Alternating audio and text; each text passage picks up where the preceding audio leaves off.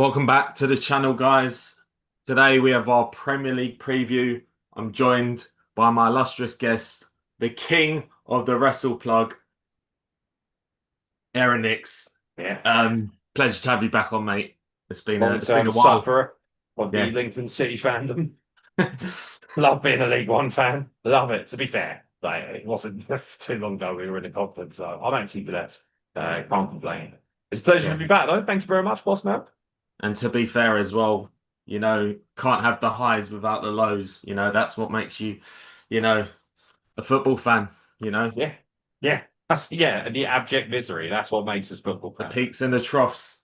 Well, Yeah. we're about to So, talk as to whether your boys can actually do something other than second place this season. So that's going to yeah. be interesting. Where do you want to start, mate? Where do you want to start when it comes to unwrapping what is going to be a whopper football season? Obviously, first match is tonight, but I'm sure, for anyone watching, by the way, first match is tonight, Liverpool versus Bournemouth.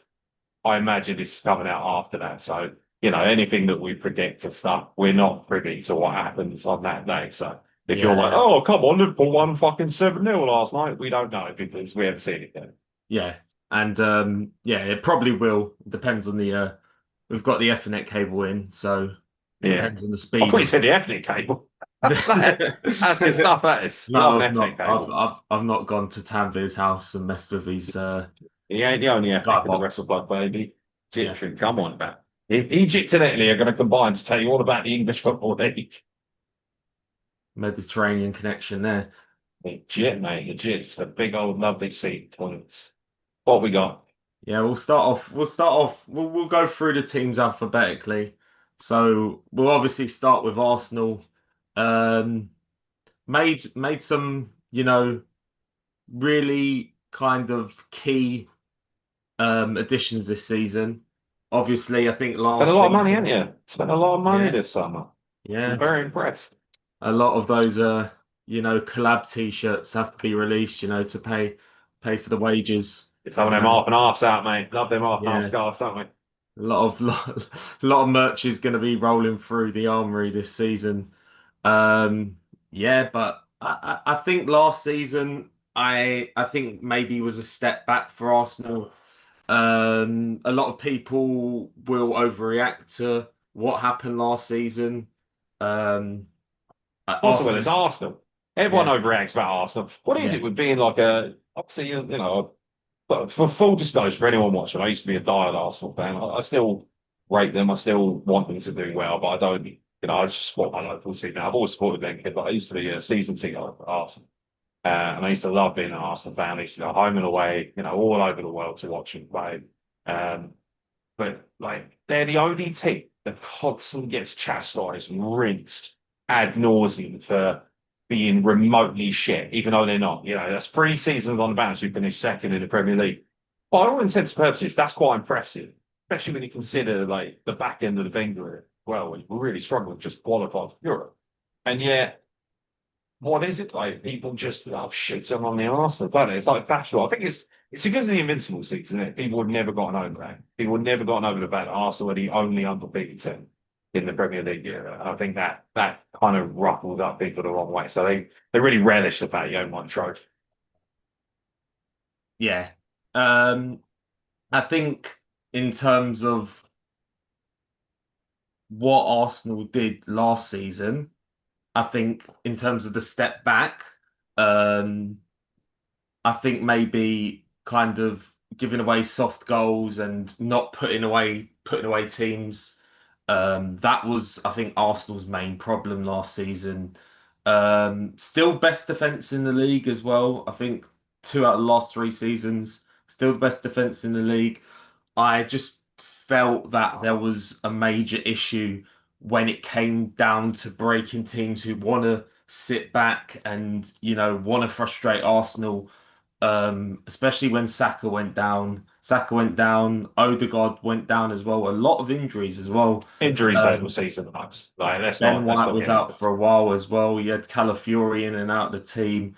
You had a lot of, people going down. Havertz, I know you're not really his biggest fan, but He's fucking rubbish. That's why. Like, how much do you Yeah, spend on this geezer? 60 million euros? 60 Like, million. Yeah. he's a bad player. Like, it's really sad as well because obviously, I don't know why I've always been quite an enthusiastic Germany fan. I don't know why I've always I like the style of Germany has played, especially the more modern era. No one can deny that World Cup team. Like, it was just something special, especially in Brazil's backyard, bending them over, giving them some in the semi-finals. Like, it was just truly awe-inspiring to watch. And in recent memory, Havertz seemed to be really like a special player for Germany. This guy's got to really kick on. And ever since he's got to Arsenal, he's just become weak and he's falling in front of goal. You know, he's got the Lukaku syndrome. Just he can't finish. Like, all right, he scored a nice goal, didn't he, against Athletic in pre-season. That doesn't inject shit. Like, can you do it when the pressure's on? Like, can you do it on a cold, rainy night in Sunderland on a Tuesday night? I just don't rate him at all. I really don't. And that's obviously why the big talking point for you is Shocker is gonna, boost you up? Is he gonna take to that next level? Is he gonna be your version of Harden? Like, do you think with Joker as up front, you now have a team that's ready to challenge properly and win the title? I think Arsenal can. I think it's gonna be pretty much down to whether Gyökeres can, take them chances and whether I think I think a lot of people are sleeping on this, whether they can give him enough chances, whether they can create enough chances, and finally beat that low block, beat that kind of team that want to sit back and want to absorb pressure. I think when teams come at Arsenal, I think pause. When they you know, try and attack Arsenal and be aggressive, I think Arsenal were, very good at kind of counteracting that and breaking the press and breaking the lines. And I think that's what Arsenal want. And maybe like 5 or 6, 7 years ago, when teams like went to Arsenal and went and attacked at Arsenal, they had a lot of joy. They're still getting that joy, but I think that Arsenal want teams to try and, press, and they want to take advantage of that. And I think you can see with the signing of Zubimendi, they want to have a guy Spent a lot of money like on him, him. didn't you? Spent a lot of money on Zuberman. Like, that's Yeah, the guy who's essentially going to replace because Partey obviously that got free. yeah. Zubimendi 70 million. So that's a lot of pressure. But he also kind of plays that Declan Rice role, don't he? He's going to sit in the Declan Rice for the games where they need to absorb more pressure. I feel like he's going to sit in with him. I think when they go to like Man City, for instance, I feel like going to have Zubimendi and Declan Rice. That's what I think we're going to have with Odegaard just sitting in front of being sort of talent in the middle. So he runs the yard, and he's the smart one doing the big. Yeah, for sure. I think as well, I think with some of the additions that Arsenal have got in, I know Madueke was a lot of money for someone who's essentially gonna maybe sit on the bench, maybe replace Martinelli. I don't know if Eze's coming in. There's a battle between Arsenal and Tottenham over Likes to play the him. right wing a lot, doesn't he? And that's Saka's position. So Yeah, I don't know whether he's like how competent he's going to be out in the left wing. Martinelli's another player. He seems to have so much talent, so much ability. But even in the friendly against Athletic, so I watched the friendly. Obviously because our boy got to see his Stiffy's family there, and he doesn't get to go to the Emirates much as a Arsenal fan. That's just, well, I'm going to watch this game. It's kind of out of curiosity to see what this team's looking like. But same old story with Martinelli, of like not releasing the ball earlier. I'm worried that this is going to be a pattern. Arteta has something that Wenger did. Seems to have more fear out of his players. The players fear of him. They don't want to let Arteta down because he will fire him up again. Wenger was always very calm. I remember reading David Seaman's autobiography. He said that when Wenger came in, there was a real change in patterns. Like managers before that, especially George Graham, guys of that nature, would really scream at the players. They'd get the old fucking hairdryer on. Whereas Wenger would be like, no, no, no, just going to sit here calm and we're going to try and, evaluate what we're doing. And then we're going to try and, fix that and evaluate that over time. And that didn't respond. Some players responded beautifully to that. But you notice that the longer Wenger's reign went on, the less players seemed to react and they felt like they could probably get away with things. Martinelli's the only player where I look at him and I just think, this geezer doesn't seem to play for the team, plays for himself.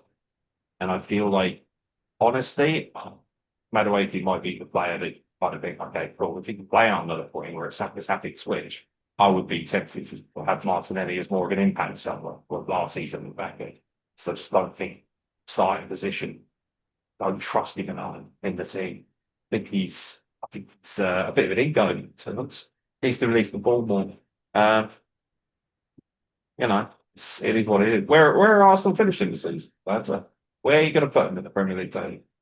Uh, I think a lot of Arsenal's success this season is really dependent on their first 10 games.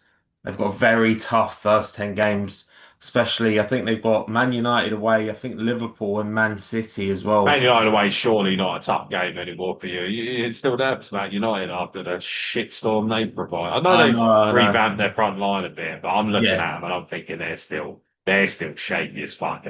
I think yeah, Arsenal's counter-attacking football, they should open them up like a tin of beans. They yeah, absolutely should. The problem with Arsenal is you can't be giving away points to teams like Brighton and West Ham and teams like that. There are far too many games where they didn't have answers. The reason that Jokeres is so exciting is because he's got that old-fashioned striker mentality about him. It's not just a fancy footballer. He's very good in the air. It's an area. And that's something that's going to be really crucial when you're playing teams like Burnley and Leeds who aren't going to try and play football against you. They're going to try and shut up front. You're going to need to have an aerial threat. You're going to need to be able to do the rough stuff more. All that fancy shit, all that passing across the box, trying to look for an opening. That's not going to work as well. So you need somebody who's just going to. That's the thing with Haaland. That's what makes him so special for Man City is that, yeah, he's a beautiful footballer. He's also very physical, very powerful. He has a traditional number nine mentality about him, despite all the extra. He's like the evolution of the Alan Shearer role, that number nine. No nonsense, classic tin of beans footballer who just gets on. And that's what I'm hoping John Perez is going to provide for you. If it doesn't, I don't think you're going to. I think you're going to struggle. I think you're going to finish fourth. I think I've got Arsenal down third or fourth. As much as I'd love to see them win the title because they are one of the most exciting football teams to watch, and I hope they prove me wrong. I think they're finishing third or fourth. yeah. I think second again. Yeah, Yeah. Unfortunately, I think I think the only way Arsenal will win the title is if Gyökeres hits. He has to hit 20 goals, maybe even more. yeah. He's got to get 25, 30 for me. If he has a worldie in the season, you've got every chance of winning the title. But the problem is that all the other teams seem to have snipers in place. And also, I'm worried if he goes down, you've got nothing to replace him. That's the other thing as well. Arsenal is notorious for injury-prone nonsense. What's going to happen if he goes down injured in the middle of the season, or when you get that crucial little Christmas run up and things like that? He's bound to get a knock at some point. Most players aren't flawless. They do pick up injuries in this day and age, especially with the intensity of how the game played. I'm worried that if he goes down, you've got nothing there to replace him in terms of goals. Then you're going to be relying on the midfield again to pull its weight. You're going to need 20 from Saka. You're going to need 10 to 15 from Odegaard. You're going to need Martinelli to chip in. You're going to need a number of these guys to get the goals. And I don't trust them to do that. I just don't. Especially with my pick for the season, my pick for who's going to win the league, I feel like they're the most improved team over the last 20 years. I think they're the team. They're going to be the team to beat. I think when you look at their firepower and the amount of goals coming from their midfield and their striking partnership, I worry that Arsenal not going to be able to match that. Yeah, we'll move on quickly to the next team, Aston Villa. Obviously moved on. Obviously, missed out on the Champions League space last game of the season. Not much movement at Aston Villa. Pretty much nothing really. Not a lot to talk about with Aston Villa. Do you see them kind of staying in that Champions League hunt, or do you think they might be a team that takes a step back this season? I think they're going to take a step back. They finished seventh, didn't they, last season? Sixth, sorry, last season. And Yes, just yeah, missed out in the Champions League. I think they suffered from a heavier schedule. I don't think the Champions League suited them. I think they looked relatively impressive in the Champions League. I wouldn't say they were shit by any means, but when it came down to it, I felt like, they looked burned out, especially at the back end of the season. All of what the Premier League is about now is about longevity, about how much you can maintain form, maintain composure. That requires depth. And that's something Aston Villa doesn't have, and they don't have the experience as well. You'd like to think the last couple of seasons have been pretty spectacular for them. Like they had Champions League football last season. They still finished sixth. If you're Aston Villa, I still think that's a good season. And obviously the season before that, making the Champions League was pretty special. Emery has done magic, like really good things for them, and he's completely rejuvenated what it is to be an Aston Villa fan. No longer are they this miserable hoof it up reveal kind of team. They play really nice football, and they've got some very stylish footballers. I'm just fascinated. One thing I will give them credit for, they've been able to hold on to pretty much all of their talents. That's one thing I'm impressed by. I was highly concerned with them not getting into the Champions League. I thought, oh, okay, everyone's going to be outdoor now. But they were very smart in locking up their players when they got into the Champions League with heavier contracts and things of that nature. So they're going to make serious bank if they do sell those players on. But they've brought nobody in, have they? They've got two players they brought in that I've noted down here. A centre forward in Gessen, who's come from Nice, 30 million. Okay. Might be a surprise. You never know. I've got to be honest, whenever players picked up from the French league who don't play for PSG, I always sit there and think, how legit is this player going to be? How much is he going to add? He feels like a rotation player for me, even at that price. And they brought Yassine Osman in from Simpasson. We've never fucking heard of him, never heard of him. Centre half, so I'm assuming that's just to try and bolster the back line a little bit. It looks like they're going to just go with what they've got. They didn't let anyone serious go. They are selling Ramsey. Jacob Ramsey's on his way to Newcastle. But that's going to hurt. Like that is them. And I think that's something that will bolster Newcastle. Obviously, on the thing I've got right now, he hasn't left yet. I'm assuming he wouldn't go. Interesting they let Robin Olsen go for a free because I don't feel like they've got much depth in the goalkeeping department. So they're relying on the big dogs up front. Obviously with Mr. fucking wanker handoff. The strange boy he is, that one. But yeah, I just kind of, I don't know. I think they finished sixth last season. I could imagine them finishing seventh or eighth. I don't think they're going to collapse too much more. They're still going to be in Europe. But again, as we saw with the Champions League, how much is Emery willing to sacrifice outside competitions to focus more on the league? Because if you're a Villa fan, your expectancy is to try and breach the top four. And to do that, I don't think they've got enough depth unless they sacrifice the other competition by playing, friendly players, reserve players of that nature. And are they going to want to do that when realistically they could actually do some serious damage in Europa League? Yeah, for sure. For sure. I'd certainly have them down to get into the latter stages of the Europa League if they want to go for it there. But then I worry that they're going to end up sacrificing the league. That's what I think they're going to do. I think they're going to end up having quite a deep run in the Europa League. And for that reason, maybe semi-finals. I think for that reason, they'll probably end up sacrificing their league form a little bit. I think they're going to end up stepping to seventh or eighth position. Yeah, especially with Emery's kind of history with the Europa League as well. Yeah, absolutely. So we'll move on to Bournemouth now. Very, very interesting summer window. Obviously, we've got they've obviously brought in a couple of players. They've got a couple of players rumoured to come in as well. Yeah, they're still trying to keep building up. They're still trying to get some. Yeah, but Uh, they have lost a large chunk of kind of their production. that was what was going to happen, though, wasn't it? When you're Bournemouth, you have such a low operating cost compared to all the other big teams. So they need to cash in when they can. That's what they've done with, you look at the outgoings. Like they brought in Petrovic for almost 30 million, and they brought in Truffert, who's been out Rennes. But then you look at their outs, and it's like it's big money players, isn't it? Houston's gone to fucking Real Madrid. Kirkes has gone to Liverpool. Zabani, he's got PSG, and they made the guts of about 200 million euros on that. But how much is that going to be reinvested in the squad? They were very unfortunate because they looked very hot for a while, and you go, oh, they're going to push, they're going to get. And I think they just missed out on Europe, didn't they? Which is, it's one of those things where you think, oh, not entirely sure. I've got to be honest, I don't think they have staying power to withhold what they've done. Like you say, they've lost a lot of production. Also, it's worth pointing out they've got some really key injuries going in.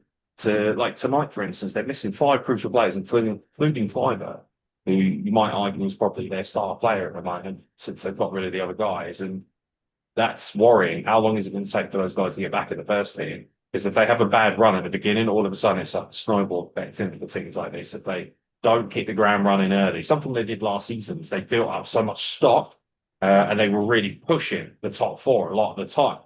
And unfortunately for them, they just had the drop off. So, I don't know. What do you think? Do you think Bournemouth are going to be bad? Do you think they're going to be better, or do you think they're going to be worse? In the infrastructure damages them for being a I, smaller team. I think there'll be a drop off, a serious drop off from Bournemouth. Obviously, as well, Ouattara's also been rumored to leave. He's been rumored to go to Brentford, but you've also got to look at not just Huijsen and Kerkez, and they've also lost Kepa as well. Kepa was I think fantastic for them last season. He was very underrated. He was a very underrated pickup for Arsenal. Obviously, he'll probably be backup for Arsenal, but he really revitalised his stocks at Bournemouth last season. I thought he was fantastic there, and I thought he was a kind of a big loss for them. I'm surprised they didn't stick 10 million or something at Chelsea for him instead of maybe Petrovic. I know Petrovic is obviously younger, but I think that Bournemouth would probably prefer a proven keeper, someone who's performed at the club. And Yeah. yeah, I was very surprised that they didn't, go in for Kepa and you know, Semenyo had a good season last season as well. He was very productive. And I think it's like, I think statistically he was the most productive player outside of the star top four players, like, like the Salahs, things of that, Jeremy Dock, guys like that. Like Semenyo had a very good season and he was rewarded with a massive contract extension. I always worry when a player of that quality has a contract defining season and then gets his money. I think, okay, is the motivation still going to be there to play the level of play that he had last season? I worry about that because he's another one. He's their spine, he's the creative outlet. If he doesn't rock up, if he doesn't really live up to that potential and that extra seller's tag that he's got now, I think with all the extra money, people are going to be raising an eyebrow thinking, maybe we shouldn't have given him so much money. Maybe we should have cashed out with him as well, which is kind of what they did with everyone else. They sort of cashed out on everyone else because they kind of didn't really have much of a choice. If you're Bournemouth, you can't say no to 60 odd million coming in from Mount Madrid. You can't. Whereas Semenyo is like, I'm surprised more teams didn't push actually Semenyo because he is that kind of player. He can sit in the middle and just do so much damage. Very creative. oh, for sure, for sure. He's very much one of those players that can create a little bit of something out of nothing. And yeah, I'm surprised a lot of teams. I'm surprised maybe I think Man United were looking at him, but I'm surprised other teams like maybe Arsenal or Chelsea didn't look at him first. I thought he was fantastic last season. He's got that ability to beat a man and get to the byline and create. Like he was fantastic last season. He was arguably their best player, especially going forward as well. And I think maybe Evan Nilsson's gonna, the numbers are gonna struggle this season, I think, with Bournemouth. I think they obviously, were building from the back. Kirk is very aggressive as well. I feel like their style of play is gonna change here. That's my biggest worry for Bournemouth. Whether because those players have left, or is the style of play gonna Think they're going to drastically receive more. They're change? going to sit back and try and absorb their punishment. Because last season, what made them so popular, what made them so exciting was the fact they were going after teams. Like when they beat Man City, for instance, they just went after them. They made it difficult for them because these teams rock up to Bournemouth, and they expect to kind of, have the bus parked in front of them, excuse me. And Bournemouth, I don't think they have the skill and capability with the amount of players they've lost to maintain so much counter-attacking pressure. I think they're going to try to sit and absorb against people with the odd goal, get lucky, and I don't think it's going to work. I don't think they get relegated, personally. I think they'll be okay, but I just don't see them having any level of success like they did last season. They were one of the teams to watch. They were one of the dark horses in European football last season. I don't think they're going to have that. But yeah, I think they're probably looking at 12, 13, 14 back. Yeah. And especially we're going to look at another team who I feel like are on the same trajectory as Bournemouth, and that's Brentford. I think, yeah, I think they haven't strengthened at all this season. They've gotten a couple of players. Obviously, they're looking at Ouattara as well. Looking at a younger kind of um, squad. They brought in two players, 20, Michael Coyote from Fiorentina, who was very highly regarded. They got him, I think, in the winter. Um, they've obviously got Kelleher as well. Um, was very good when he got his opportunities at Liverpool. Obviously, different situation. We talk about playing for Liverpool and playing for Brentford, and they are two different things at the end of the day. You're going to be, under the cosh more playing for a team like Brentford. At Liverpool, you're really a background figure most of the time. Obviously, when you do your job, when you have your job to do, you do it. And he done it well, so you obviously can't really knock the fella, but like there's two different pressures there. There are two different pressures being the main man between the sticks at Brentford and kind of, being a squad player at Liverpool. It's yeah. I think obviously as well we'll look at their outgoings. Um Obviously Brian Mbeumo going off to Man United. He had a very good season last year. And They've I think also that lost the most important person. The most important person in this club was the manager, Thomas Frank. yeah. He galvanized excellence out of average players, you might argue. He all of a sudden said, like, Waymo, and what's 2 years ago, I'm not sitting here thinking, well, that's a 75 million transfer. Now he is gone to United for that price. And that's the thing is, can the new manager get that level of quality out of them? I'm not entirely convinced. Frank was so beloved there. He was the spine of it. Let's be honest, he's in charge of the most successful era Brentford's ever had. So now you've got to move on without him. London's obviously, a London rival as well. And it's that thing of like, oh, there's a lot of weight on Visser as well, to really pick up the slack. I worry that he's not going to be able to do that without the quality of the employment next to him. They're asking a lot of the players that they brought in. Interesting, they brought Jordan Henderson in.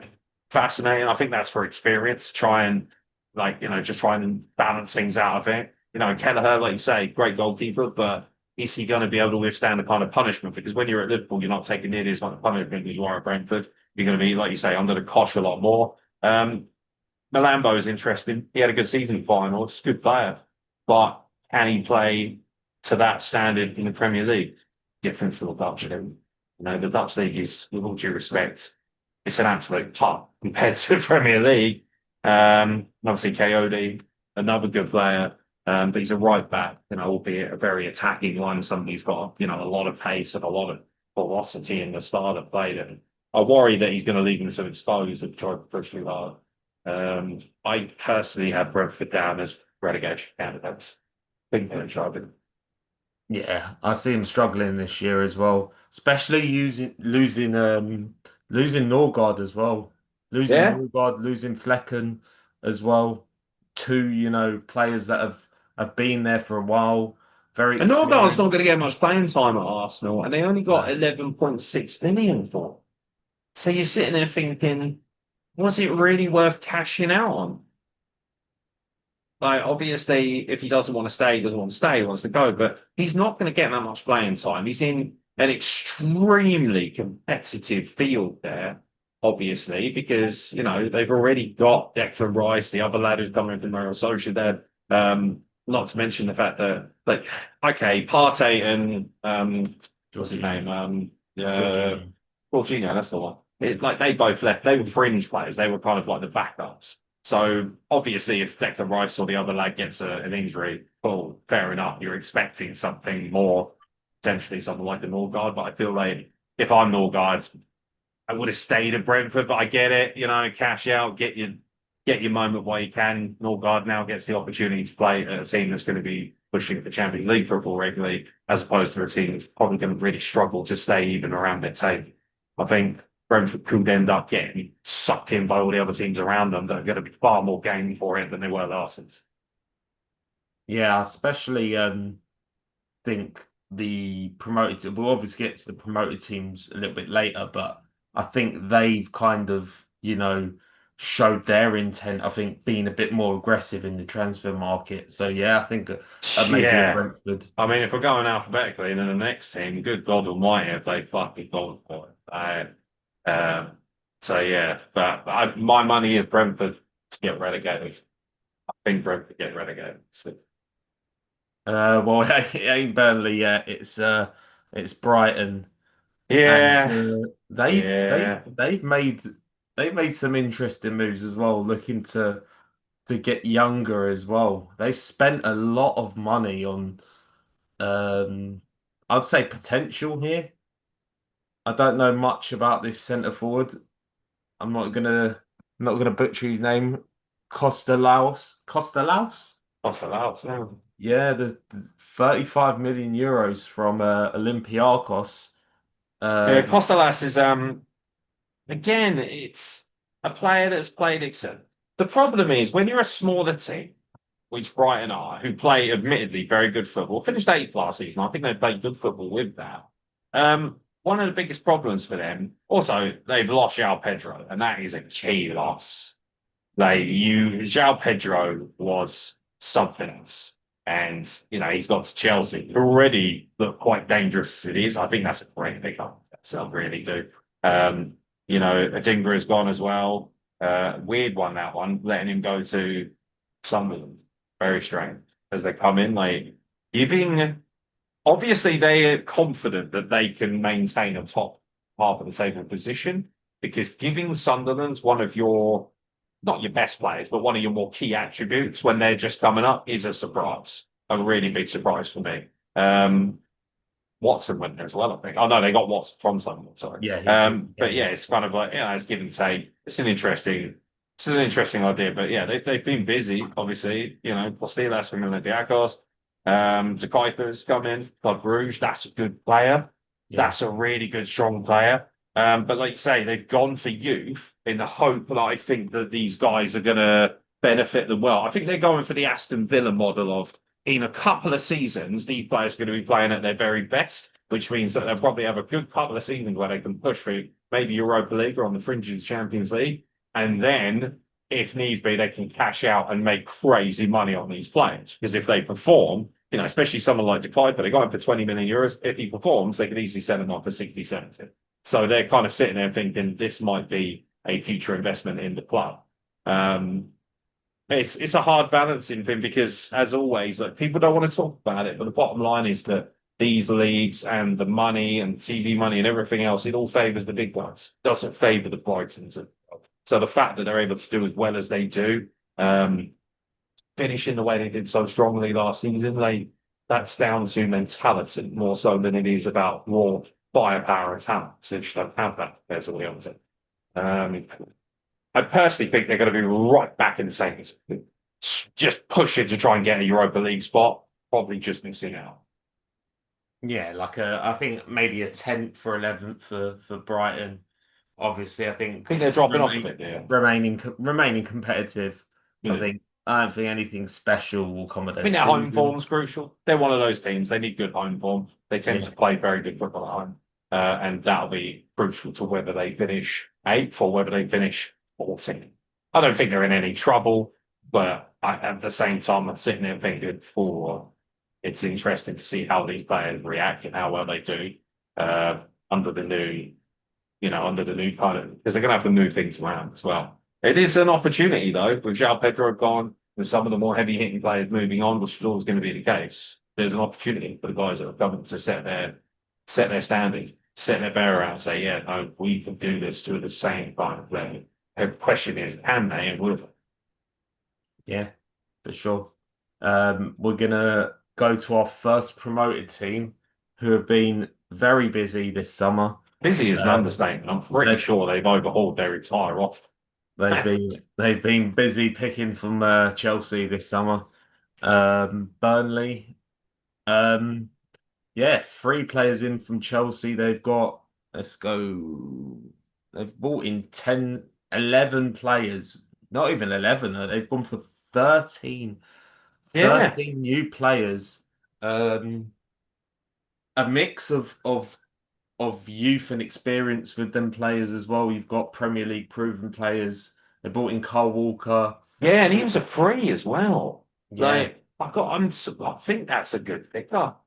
Yeah, any pickup for free is going to be pretty decent. But when it's a guy who's as proven as Carl Walker, albeit a right little whingy prick, from what I could tell, I've never gotten over him having a little fucking hissy fit when they were winding him up in the locker room about his FIFA card and his pace not being rapid enough. Um, but yeah, like, I look at Carl Walker and I think he's got proven experience, won multiple trophies. Um, he's an interesting, but yeah, again, it's that thing of like, is he on the wind? Do you think he's on the come down? Do you think he's winding down? Think that, very, as far as Carl Walker's concerned, this is just him holding on to Premier League status? very much so. Very much so. Yeah. Um, I think Uga that last. Chukwu, is that how he's pronounced? Uga Chukwu? I don't want to Yeah, brutalize yeah, his name. Nice yeah, player. Nice player. What worries me is when you have this level of turnaround. They brought Breyer as well. They brought I forgot how to pronounce it. Chawana from yeah. Lazio. Humphreys is coming from Chelsea. Marcus Edwards from Sporting Lisbon. By the way, the Portuguese league's starting to get rated a bit. I've noticed. Like people are starting to recognise the talent that's in there as well. Anthony's coming from Bournemouth. Hartman's coming from Feyenoord. Fleming from Millwall, which is that's kind of like that's an interesting one because he's obviously a centre forward. I'm like, oh, I just don't feel like the goals are going to come from someone like him. They pretty much, like say, overhauled their entire team. Dubravka coming in from Newcastle is an interesting one. I think he's a very good goalkeeper. I think he's quite solid. Um, I don't know whether he's going to be the starter or not. But yeah, like, are they going to basically the big question is, are they going to stay up? Have they invested enough for you that they're going to stay up? I don't think so. I don't think so. I think obviously I think they got in some very, serviceable players, but I don't believe in Armando Broja. I think he's 20 million pounds thrown away. I Is it don't Pub? I I don't believe he's got poor injury record. He's not proven to be consistent in the Premier Division. He showed it last season. I can't remember where he went, but I think he had a few games and then ended up picking up an injury and um, yeah, Chelsea did very well to get that amount of money out of him. Obviously, bringing in a couple of other players from Chelsea, I think with more kind of potential than current ability is a bit of a risk as well. Obviously, the two from Chelsea didn't really get game time at Chelsea. I think Bashir Humphreys did play for Burnley last season. I think he was a loan from Chelsea last season. So obviously he's come back. So obviously he's, well integrated with the squad.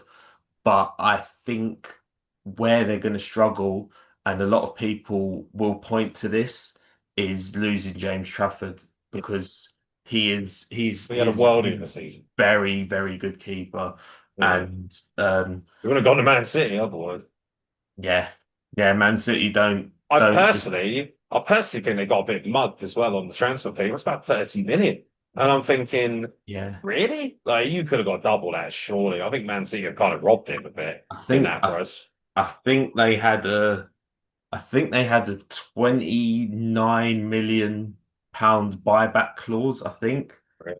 And when it's around then 27 to 30 million, it was a first option clause or another clause and Manchester City obviously with Newcastle interested in him as well. They obviously exercised that and obviously they're looking to plan for him to be their number one eventually. Um, I know that Edison's apparently got an injury as well, so Might be or in there he's early. missing. So yeah, Yeah. so it looks like Trafford will be starting for Well, them. yeah, and if he plays well, he's probably going to stay there. So Yeah, it's that thing of like, Dubravka's a decent goalkeeper, but he's not on the level of Trafford, at least not in the estimations. It's a tough one as well because expectations are extra high. Imagine finishing second with 100 points, which is what happened last season. They were they looked every bit, the runaway winners. But the problem was that you had two other teams that were just lights out with them as well. And unfortunately, one of them did to them both. But, like, it's hard for me. I've got to be honest. I think they're in the running for relegation simply because, yeah, you spent all this money. Yes, you brought in a lot of players. Most of them aren't proven at the Premier League level. The ones that aren't particularly special. Like you say, Carl Walker's definitely in the twilight of his career. Anthony from Bournemouth is very much a rotation player for me. So I'm looking at it and thinking, oh, you're relying on those Chelsea boys basically to deliver you big things. The one good thing is obviously if all of them are playing, they might have a bit of synchronicity playing at Chelsea. But I worry with this massive overhaul of the squad that you haven't got time to work out whether you can start playing together or not. It's not like Chelsea where they had enough quality that eventually they were going to click, which is what happened.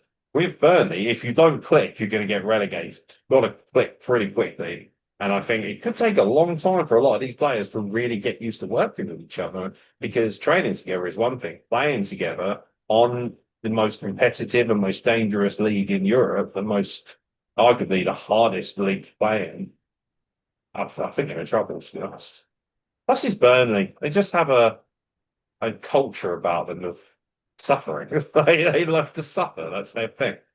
I think it's also a culture of, apart from you, we obviously look at Vincent Company, but it's a culture of defensive football, and Yeah, yeah. you Very can't negative mindset at Burnley. negative mindset, and you just can't go that way, especially as a promoted team. You've got to, show a bit of balance as well. You've got to score enough goals, and if you're not scoring enough goals, and it doesn't look like from where we're looking at that they have enough goals in them, to stay up. That I think's the main problem with Burnley this season. I don't see where the goals are coming from. Obviously, I think they've got a good defensive shape, but at the other end of the thing, if you're drawing 0-0, you're not going to draw 0-0 against Man City or Arsenal or Man United or the bigger clubs. They're gonna score past you eventually.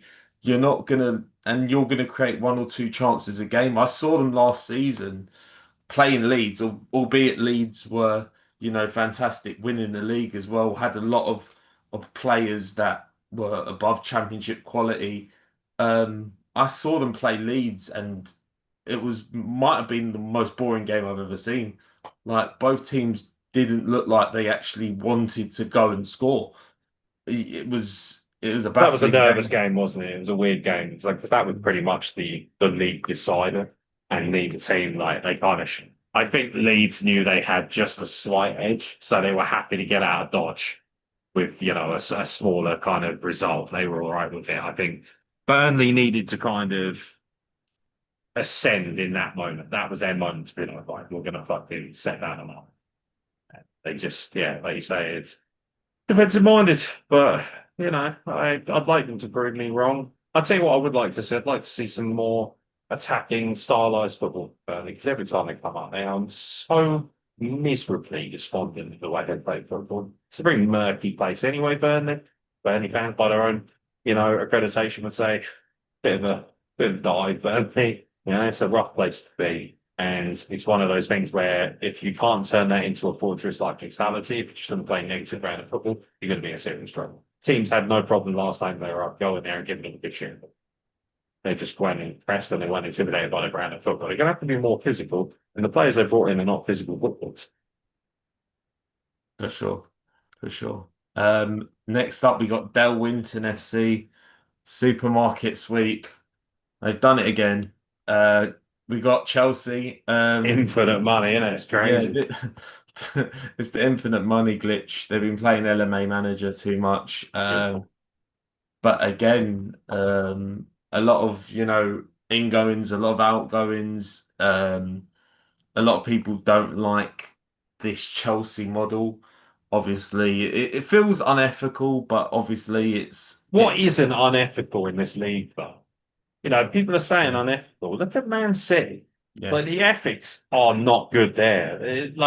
There's no real ethics in football anymore. I think the great thing about supporting a League One team is I don't have to give a shit. especially a team that likely not going to get out with one of the sun. So we feel like mainstays and they might now, I think. Um, but whenever I watch Premier League football, I'm always kind of just like, like I just watch it for the entertainment value. And I put aside the moral compass because I know that overwhelmingly out of these 20 teams, I'd say there's probably a good 15 of them that are working on it. So I'm just like, oh, even the smaller teams, yes, they look like plucky underdogs from from one side of the matters. But, and also Chelsea, they had a Russian oil ban. It's fucking, it's always been a rough team for Bournemouth ethics. They have never been a good team in that regard. They've never done things cleanly. They've always done whatever they can to be shithouses, and they will continue to do so. And ultimately, there's one thing that matters around here, it's that money. And they've got infinite money to spend, and this geezer's happy to just keep throwing it around. Credit to them, they're doing good business selling on these players, aren't they? There's a lot of chop and change. Supermarket sweet, like to say. But I do believe this is one of the first times where they've had more outs than ins. Sold off a lot of these players here, and from what I'm seeing, overwhelmingly, most of them seem like good business. Uh, are Chelsea going to win the league? No, I don't think so. I think still they need. I think they need more quality. Yeah. They've obviously got the abundance of talent. They've obviously, I think, squad depth. Obviously, can't argue with it. Fantastic squad depth, but I still think that Chelsea could have gone out. Obviously, we talk about João Pedro, fantastic player. I mean, Will he take that mantle of being, the main man for a a team that's challenging for the title? We look at Delap as well. A lot of people rate him. I wasn't too high on him going last to ask you if season. you think he's worthy of a 35 million price tag. I thought he was decent. I didn't think he was special. He reminds me of a lot of these kind of, I don't know, he's like a good journeyman striker. Like a Chris Wood or a Yeah, very kind of much like a Chris Wood. I'm trying to think of like an Andy what's, Carroll or something. yeah, Andy Carroll. Who's the other guy who played up front for fucking Preston for so long and then went to, David Nugent. yeah, like he's very much like that. Like he very much feels like he's a good sort of Ricky Lambert as well, where he is good, but he's not great. And I think they're hoping that they're going to have the reverse effect. How many times have you seen a high quality player leave a team, go to a smaller team, and they don't fit in as well because they just don't have the quality around? Like, is Lionel Messi going to be as good if he's dropped in Lincoln City's team? Probably not. And it's that thing of like, well, do I expect a lap to up his game enough that all of a sudden it's like, oh, now we get it. Now we understand why this guy is so special. I'd argue Wood is better striker, but I think Wood is the best in those kind of generational talents. He's just a lot. He's got more longevity. I think that's a bit of a pump at 35.5 million. I do think they're going to push for the title though. I do think they're going to be top two or three. I don't know why. There's a quality about them. I know they won the Conference League last season, and people were saying that doesn't mean anything. Trophies are trophies. Silverware is simple, and I think Chelsea have arguably enough quality to make it happen. I really do. A lot of it will depend on how well Palmer plays, because at the back end of the season, he kind of dried up, didn't he? Kind of went a bit he went a bit quiet at the back end of last season. And if he maintained, he still did pretty well because he's one of these guys that creates a lot of assists as well. But if he can have a proper world of a season like he did a couple of seasons ago when they were struggling a lot more, they've got every opportunity. Again, this is about momentum. How well do they start? If they drop points too early, they could be in trouble. Well, they won't be in trouble. They're not going to get relegated. Obviously, they're not going to do a fucking it's not shit. But I don't know why. I fancy Chelsea to push for the title. They finished fourth last season, and I would argue their team's much better this season. Yeah, I think definitely. I think I'm looking at Esteval as well. I think he's a really interesting prospect for them. He was fantastic at Palmeiras. Saw a glimpse of him at the Club World Cup as well. Jarell Hatto, obviously coming in, highly regarded as well. They've obviously lost Levi Cole to injury, but they've Gittins still is good as got well. Jamie this. Gittins for Borussia Yeah, Dortmund. Like, I really, really, really think and he comes from a proven league as well. I'm surprised at how well the German league seems to do at holding on to his talents nowadays. But he's a good pickup, and he's got a lot of creativity out in that play. So I expect him to do. I don't know why. I just feel like, especially if they can stay injury free, I think they're going to be quite dangerous. I think they are. I think they've got a lot of talent.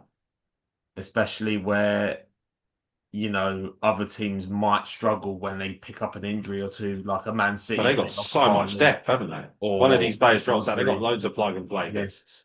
Yeah. yeah. I think there's still the holes, like they don't have a Haaland quality player up front, or you know, But I'm hoping Pedro's going to fill that gap up. I yeah, think they're hoping that he's going to be. They held on to Jackson, right? They still got Jackson.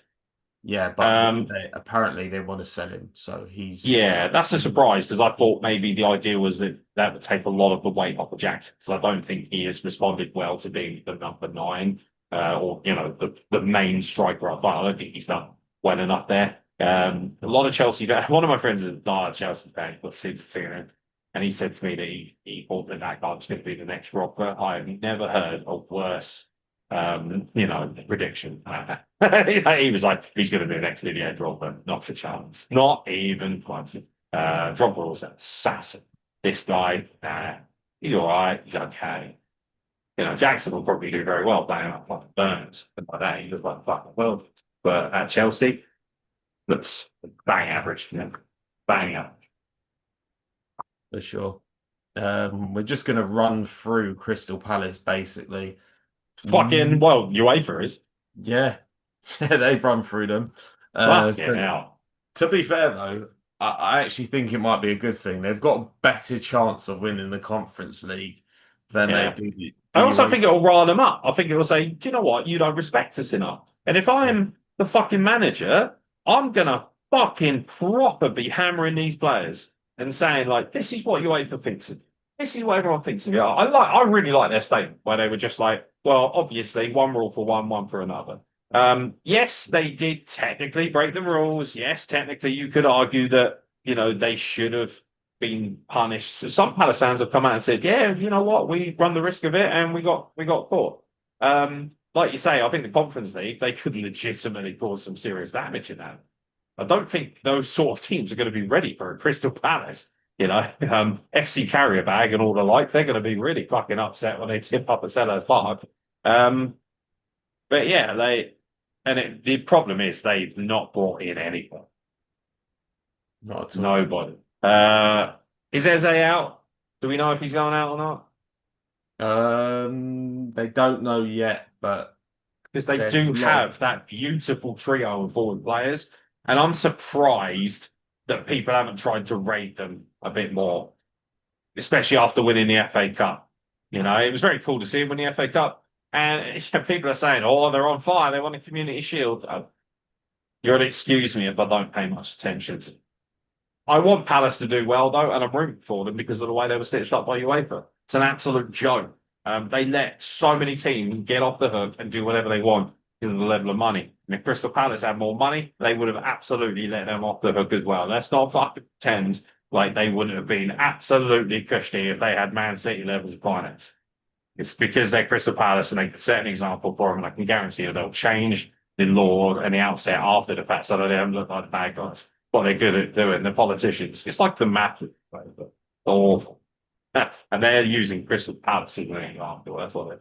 I hope Palace fucking shove it right up their arse. They finished 12th last season. I think if they hold on to the majority of their players, as they seem to have done so far, I have no reason to see why they can't finish mid-table East. They should be fine.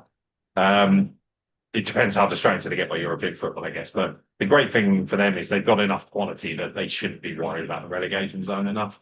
They've just got to be strong enough. If you're Crystal Palace, you're not going to make the top four. So you're sitting there thinking, cool, well, we've got a chance to play European football this season, albeit we've been stitched and dropped down into the lower league. But they can still make an example of it and really go for it and have a good run and a deep run and that. And if they can make a Conference League final, it'll all be worth it if they finish 13th. I reckon normal Crystal Palace season, they'll finish 12th again, like they always do. I love it as well.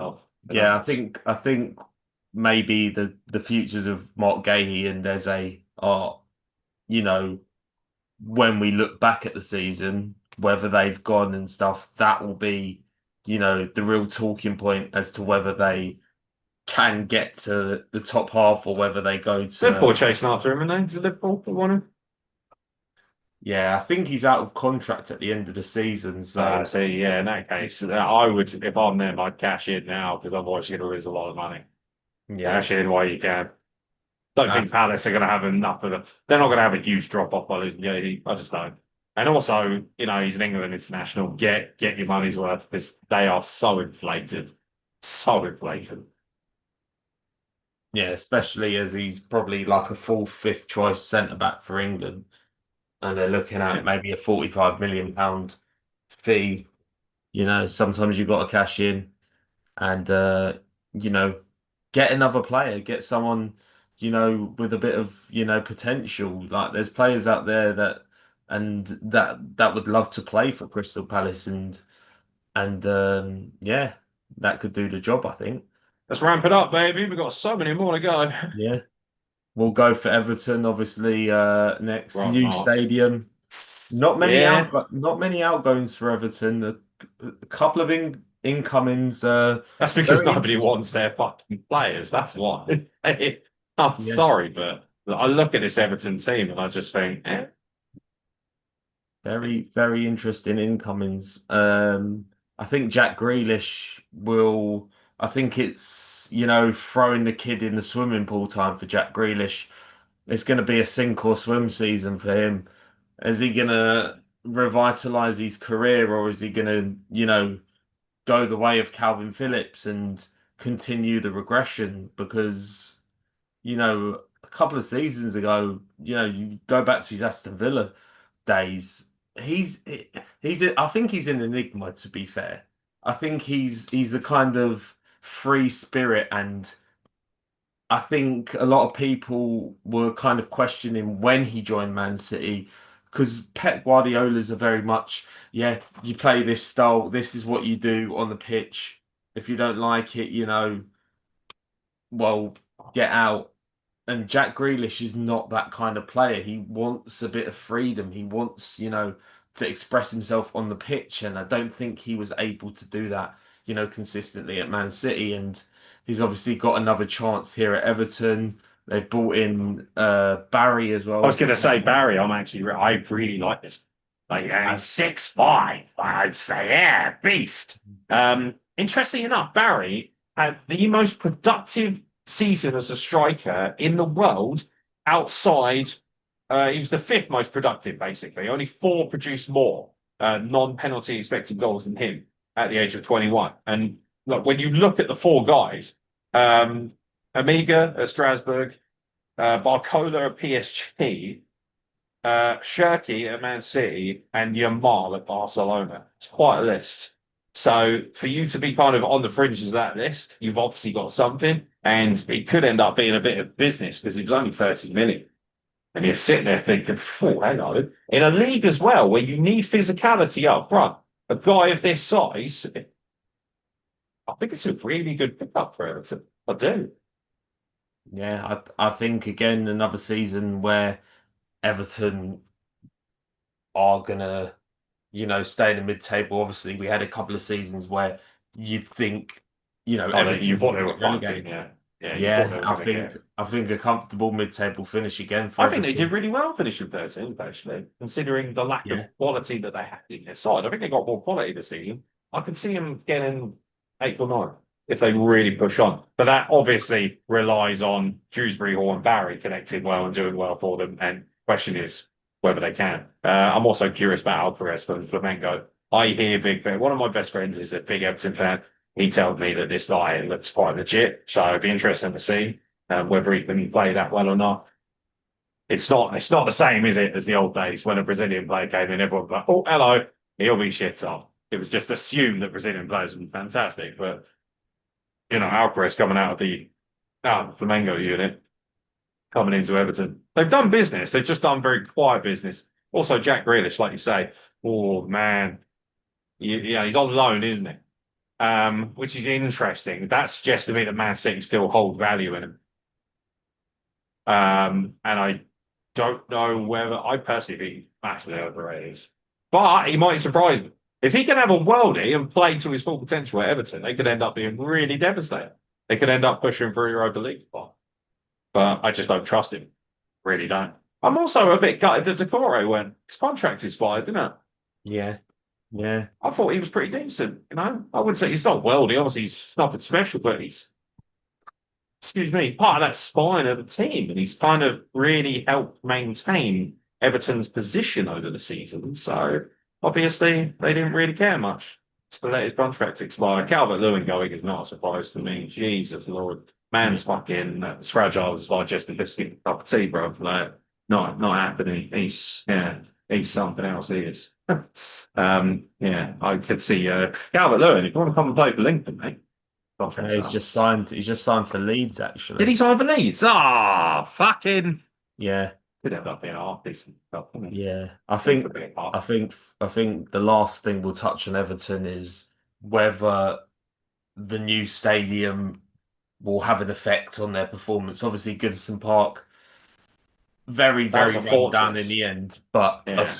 fortress, they've obviously tried to, with this new stadium, I think, implement the stands in a way where the fans are on you, and Everton always have a fantastic fan base and the support, you know Yeah. especially with the way they've been over the years, to have that level of fantastic support when the team's been struggling um is commendable. And good luck for Everton this season. I think they'll do well. And yeah, I think it's quite easy to hate on Inter just because they haven't been as entertaining over the last few years. But manager's obviously very likable. And it's, he's synonymous, isn't he, with everything. He's their most successful manager. Yeah, but sitting there and I'm thinking, like, I don't know. New stadiums can impact atmosphere quite a lot. I don't know what the new atmosphere feels like right now. I haven't seen a match in this new stadium yet. We're obviously going to get a pretty good look very quickly, and because they're going to be on Sky Sports a lot. But I'm sitting here thinking, oh, I'll tell you what. I remember leaving as an Arsenal fan, leaving Highbury and going to the Emirates. It's the atmosphere suffered greatly for it. People say Highbury and Library. Highbury could really be a cool thing for him. And Goodison Park was the same. And yeah, it was knackered. Like I went there a few seasons ago with Lincoln and the Cup, and it was just a toilet of a stadium. But for Lincoln fans, we loved it. So that's the kind of stadium that we used to. We used to go to these run-down parks where people don't have money to invest. And, good for them. They got their new stadium. Hopefully, they can galvanise them. I've been worried it might hurt people. New stadiums do tend to hurt atmosphere because fans just aren't used to it. It's difficult. Well, you think, if you're a hardcore fan, if you're in your 50s, if you spend the best part of 40 odd years sat in your same seat, goods apart, providing the same leather size, all of a sudden you're sat in this shiny new stadium, shiny new suit, you've got fucking quinoa being sold in the concourse, with fucking shit and modern and everything is, and thinking, you know, so it'd be a bit of a jarring experience for the yeah, stadium. And it'll be interesting to see whether the atmosphere can continue. I hope it does. I hope that the atmosphere is still warm. Liverpool fans are some of the best in they really are. But, I don't know. But I think they'll be all right. I don't think I think Barry is a great pickup. I think it's arguably the player that they could be most excited about in the last probably 10 years. yeah, for sure. We talked about Chelsea. We're going to talk about their bigger West London rivals, Fulham. Um, Love that. Again, a weird season last year. Really Yeah. weird season last year. Did they get to were they in the FA Cup semi-final? Or was that a few I think it might seasons have ago? been. I think it might have been quarterfinals. They did. Quarterfinals, yeah. They Yeah. did They very lost. strong though. Excuse me. Yeah, that's you. Bless Sorry. you. Yeah. Yeah, I'm obviously allergic to Chelsea. Yeah, it's Fulham have done what Fulham do. They finished 11th last season. Marco Silva for me is the most underrated manager in the Premier League. He's brilliant.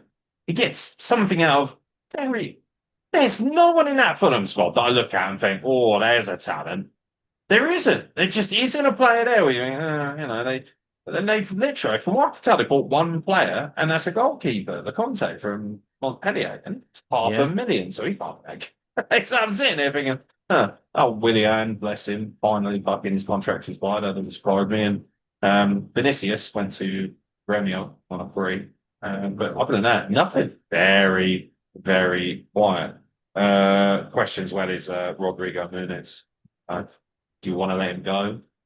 I don't know if he has yet. As far as I know, he's still there. But he's one of those players. He could have been a lot better if he maintained his run. And obviously, Raul Jimenez is getting up there now. He's 34.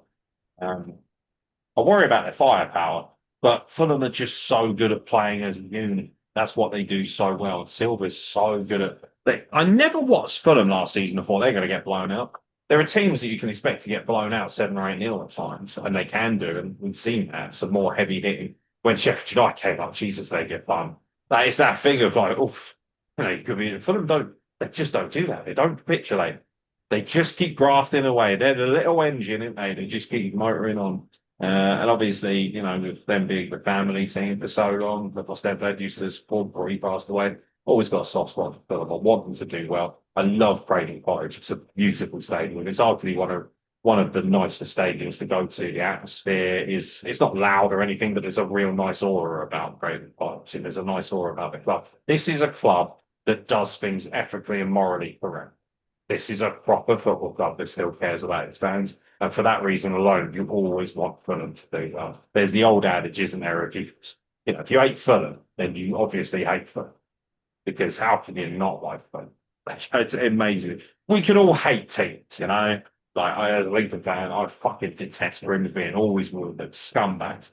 But then you look at a team like Fulham, even Chelsea must be looking at Fulham. Bless them, they're giving it a go. Fair play. You can't hate Fulham. You just can't. They're Fulham. Mid-table again, I guarantee it. 12, 13. Nice and fun.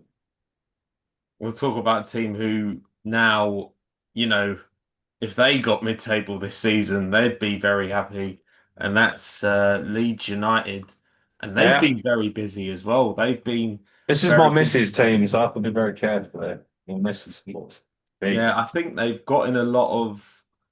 We talked about the Brightons and the Burnleys, obviously trying to buy younger players, 20-year-olds, 18-year-olds, 21-year-olds. Leeds have kind of gone the other way. They've kind of gone for players with a bit more experience. They've bought six players in. Four of them are 26 years old and two of them are 27. They've spent quite a bit of money as well. They haven't really had anyone leaving as well. I think. No, not really. Gerhard is probably the only player that you'd be recognisable for that at least. And Yeah, and they've it's got a whole city on loan. yeah Interesting. they only sold Rasmus Christiansen um for 6 million, and obviously Junior Firpo went on a free to Real Betis, but obviously not too much known about a couple of these players, but bringing in Longstaff for 13 million, he obviously always for me when I watched him he always done a job It's a for tough player, isn't Newcastle. he? He's a Yeah, player. He's like the James Milner, isn't he? You can guarantee that he will stick. You can stick him in there, and he's a strong brick. He'll sit in the middle of the park, and he'll make life difficult, and he'll put in a shit. And I actually think Leeds need players like that to maintain their position in the Premier League. They need players like that who come in. He's the kind of player that the players that came up who have stayed there are going to be looking at and saying, "Can this guy help galvanise this team?" I'm going to feel much stronger as a Leeds player if I look to the right or left of me and I've got Longstaff playing there. I'm like, fair enough. This is geezer that he's got his shit together. He doesn't crumble. He's not a mentally weak footballer, and that might be a big benefit for him. yeah, for sure. I Are they think staying up? They were arguably the second most successful team of the championship's history, weren't they? 100 points, 65 plus goal difference, which is bonkers. admittedly, it's kind of inflated. There are a lot of teams that they were proper humping at the back end of the season, but they are one of the strongest teams in terms of a showing that I've ever seen in the championship. That count for much when you go up to the Premier League? No, that's really. But they certainly came in with a lot of ferocity. They were from the get go. It was like this is the team that's going to win the championship. It never, even though Burnley were right there with them. Burnley, I believe, finished on the same amount of points. They just lost out goal difference. But I sat there and I thought, yeah, no, like Leeds from about November, you knew Leeds were going to win, and they just kept the hammer down. That's what I was so impressed with because either them or Burnley could kind of slowed down a little bit. Such was the gap with the other teams, especially in the playoff. Like, other than Sunderland, obviously. But I'm just sat there and I'm thinking, like, they really roasted the championship last season. I think they'll stay up, but I don't think by a great deal. But I think they will. I think they're going to finish 16th. I I I think the only way they are going to stay up is if they get a good start to the season. Um, It's also a ferocious atmosphere. Adam Road is yeah, ferocious. That's they've that's a obviously, hard place to go and play. and I think people underestimate as well. We talk about these incomings, but last season in the championship they didn't have many outgoings. They managed to keep kind of a lot of their players that were in the Premier League, Dan James and Nonto and all the others. So they kept a lot of their players from that kind of thing. And yeah, I think they have a chance. I think they'll go down. I Yeah. think they'll go down. I don't think they'll obviously disgrace themselves. But I do think they've gone down.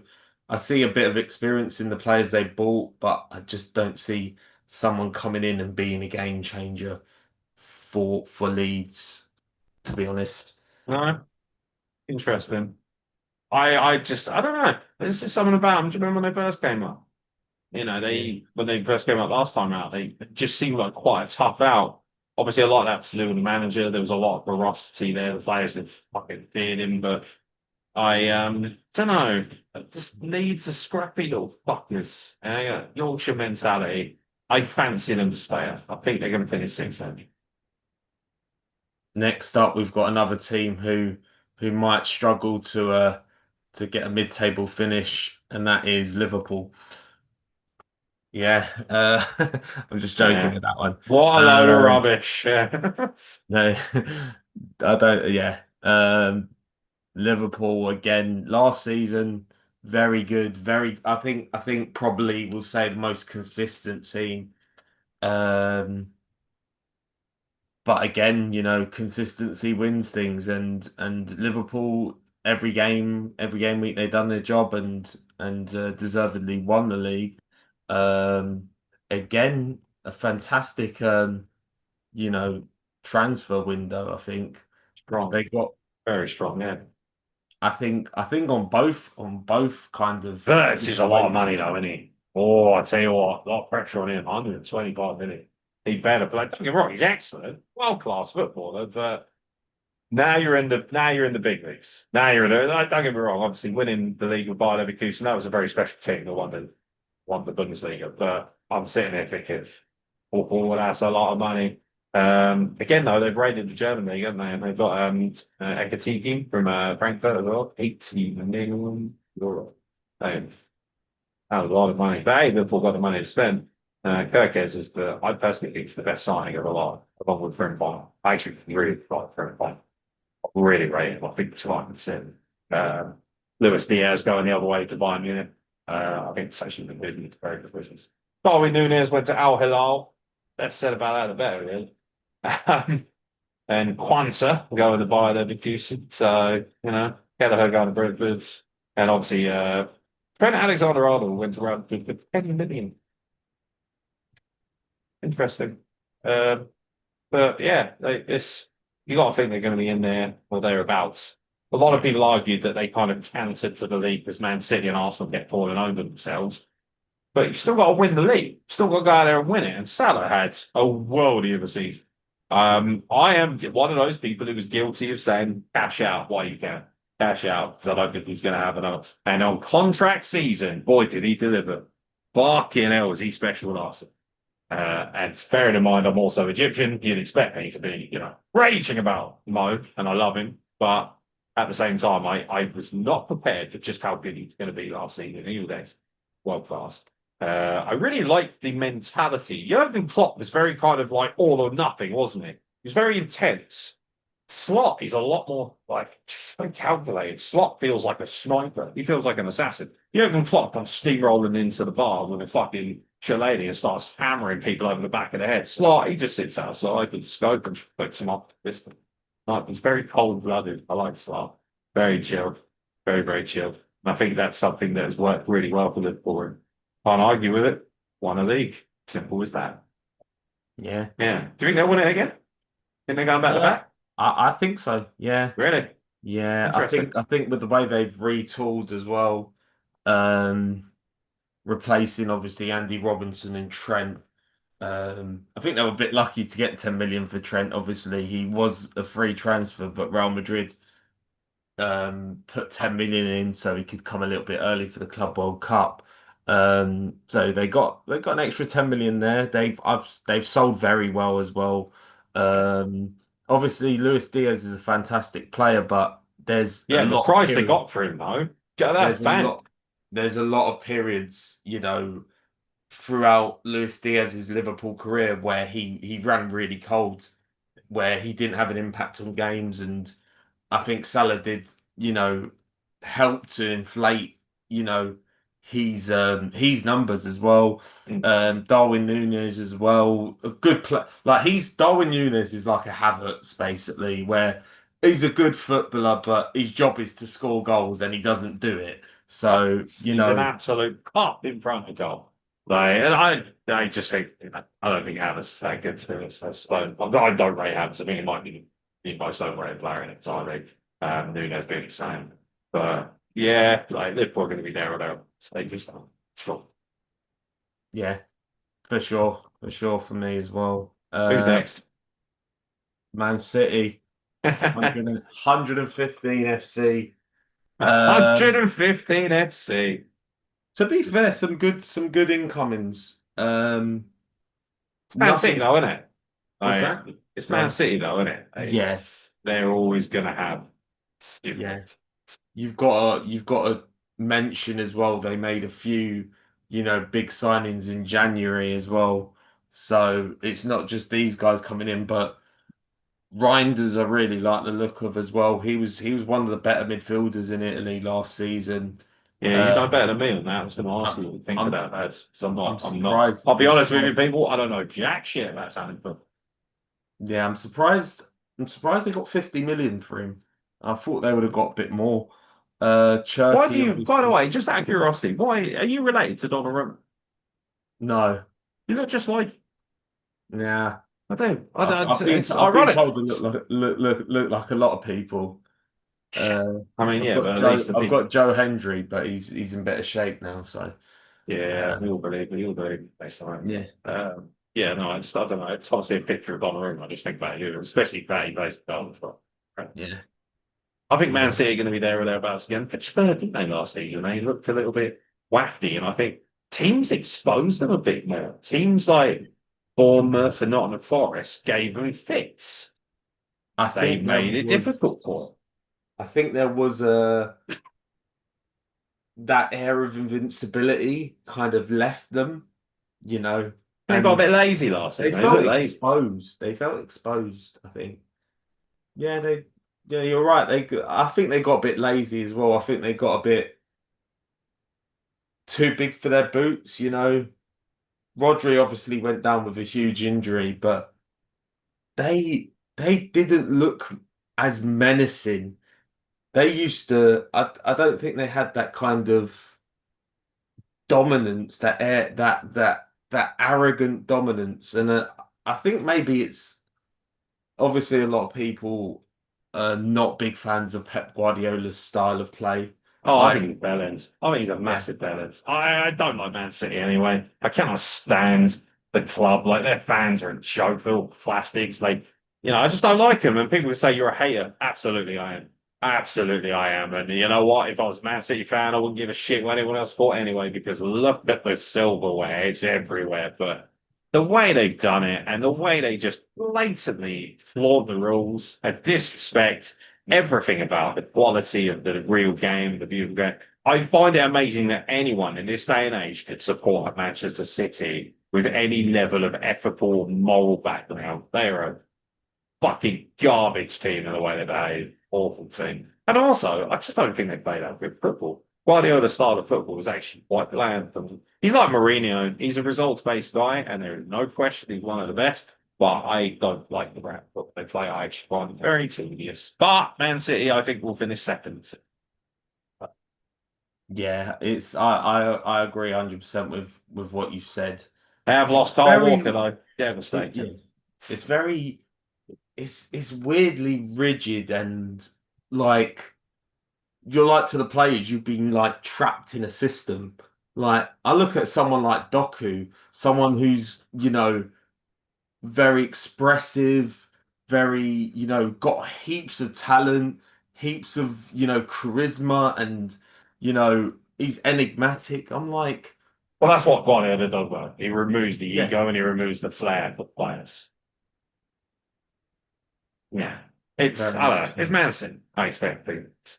I'm not Yeah. unlike their rivals. Yeah. We're going to discuss them now. Yeah, Man that was fun. United. I had a great time last season watching it. Man Watching them United. shit the bed in every time. Yeah. But the one time I expected them to come flush for me was that Europa League final. But you have to beat Spurs. I cannot have Spurs winning a trophy because their fans are a fucking bunch of mugs. And what do? They shit the bed. The one opportunity they have, like, thank you very much, United. One thing at the end of that. Wankers a lot of it. It I hope you wasn't finish it. I hope you fucking get relegated. it wasn't just shit in the bed. There was skid marks on the floor as well. Oh yeah, legit. It Like it it was. went through all the sheets. They were pebble dashing the walls, mate. That's what they were doing. Oh, fucking United, honestly. Yeah, obviously, extremely disappointing season for Man United last Oh yeah, season. like mind blowing. I mean, Um, what they can expect a things lot last of a season. lot of off-field issues as well. 42 points. They say that 40 points is kind of the magic number in it. That's the number that you need to stay up. For the fact they only got two more points than that, it blows my mind. However, they have spent big. And they've got a completely different front line, excuse me. Buemo and Sesco have been brought in. Very And proven players. And Cunha, I suppose. Personally, I think Wolves got themselves a bargain there. And Diego Leon is from Cerro Porteño, wherever the fuck that is, for 4 million euros. Rashford's obviously on loan to Barca. Lindelof's contract expired. Ericsson's contract expired. Johnny Evans' contract expired. Whatever. Those players won't make the edit. So, yeah, I'm sitting there thinking they've done well. They've brought in strong players. They're not going to finish 15th, are they? That's not going to happen. no, 16th. maybe yeah. Yeah. Do you think that we're in for a bit of a comeback from United? Do you think they're going to give us a bit of a shellac that they're going to, I don't think they're good enough to challenge for the top four, but I No, do think they're good enough to challenge for fifth, sixth, seventh. I think they're going to be yeah. shooting a lot I harder. think I think maybe obviously we talk about Man United's struggles with PSR and the whole background information, with the stadium and support staff and staff at the training ground and all this nonsense that's come out throughout the years with Man United. But Yeah, it's they are bad, isn't it? still It's they really are yeah bad. Yeah, like you want to talk about morals and ethics? This lot are at the bottom. Absolutely miserable. The way that they have treated their staff. I never thought I'd see a day where I feel sorry for anyone involved with Man United. The way they are treated is disgusting. Laying off staff, limiting people's food and drink, things like that. It's actually been a really grim proposition to be a Man United. But you know what? I would argue it's been a long time coming. Palmer has finally come around and smacked them upside the face. You got everything you deserved last season's football team. I have no sympathy for you whatsoever. I have a lot of sympathy for everyone who played off. I have a lot of sympathy for people who have been in that club for 50, 60 years, just binned off at a whim. But I have no sympathy for Man United as a team. They can lick my ass. I do not give a shit. I enjoyed watching you suffer so much last season because for the longest time you were the biggest fucking shithouses and you were the ones that were fucking absolutely making a mockery of football with the amount of money that you were spending, the Glazers, everything else involved. You got what you deserved last season. Obviously, they're not suffering by this season. No, no. They'll do all right. Curious to see how Owen Bramo does. Very, very curious to see how he does now. He's got weird, isn't it? Like leaving Brentford for what was arguably what was a worse team last season. Yeah. Interesting. I think all three of them have left teams in you'd Yeah. argue maybe Wolves aren't in a better situation than thing, but I think but I think well, I mean, we'll get the yeah, Wolves. I'd leave Wolves if that was an option as well. But I think Man United will obviously say will improve, but what kind of benchmark do they have to get to? I think that they have to get Europa League football at Got to least. get European football. Got to. Like Especially with the amount of money you with the spent, you mu- have to make European football. If they don't, they're going to be an absolute lark at starting. and I think with Man United as well, if you look at their overall squad, they don't have the kind of sellable assets that a lot of the other teams do. Like if you need to um meet PSR standards, who are they going to sell? They've obviously got players on large contracts, but not with the kind of transfer fees they bring in. They've got maybe a Bruno Fernandez, but even he's sneaking up on 30, 31 years old. Like he's not young anymore. Like Man United do not have many sellable assets, and they've obviously gone a different way of trying to rebuild the squad than Arsenal did, but they've obviously taken a bigger step back than Arsenal did. Arsenal only finished eighth in perhaps their worst season. I don't obviously we're talking saying Man United will not finish 15th this season. They will not be that bad. They were horrendous last season. I went into every game that Man United played, even when they were playing bottom of the league, thinking, do you know what? If this team turn up, if an Ipswich turn up today, they could easily get a point or 3 points. Literally every team in the league, I thought, could get a result against Man United. It was a horror show, and yeah, I've seen people online saying that Man United are going to challenge for the league, and I'd like That to not offer going to. them Not offer them I don't think so at all. some assessment. I think they need assessment to be fair. If they think Man United are going to challenge for the league this year, with the defense they've got, with the midfield they've got Anana still in goal as well. They haven't replaced Mate, him. I've got to be honest, we're talking way too much about Man United. And Yeah, also, I need to have dinner. So, could we please crack on? Because if I talk well, about Man United much longer, I'm going to fucking kill absolutely. myself. Let's Jesus. go. Let's Let's crack go. on, mate. We'll crack on. Newcastle next. Um, couple of good incomings recently, but story of their season is obviously Isak wanting to leave and missing out on fucking every target, pretty much. Yeah, I mean, Newcastle are a strong side. I still expect them to do well. I don't think they're going to make the Champions League. I'm assuming Isak will be gone. I've got to assume he's going to be gone. That team runs through him. I'm curious about, they've lost players like Longstaff and that. It's not going to affect them too much, but they are veterans. They are players that can deliver to a certain degree. Yeah, it all comes down to whether Isak goes. If he goes, then they're going to drop off. But Massively. yeah, I look at this Newcastle team and they do play good football, and obviously Eddie Howe has done wonders there. But he's definitely a magical. The thing is, again, it's another one. Saudi blood money. I don't respect Newcastle. How could I respect a team that spent this kind of mentality on players and that? It's hard to root for them. And all of a sudden, all of a sudden they're a special team. They're a better team. They're a team that are pushing in Europe like that. But I'm looking at them and thinking, Elanga from Nottingham Forest. They spent a lot of money on him.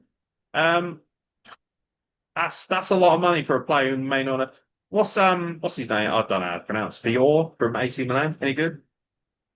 Yeah, he's all right.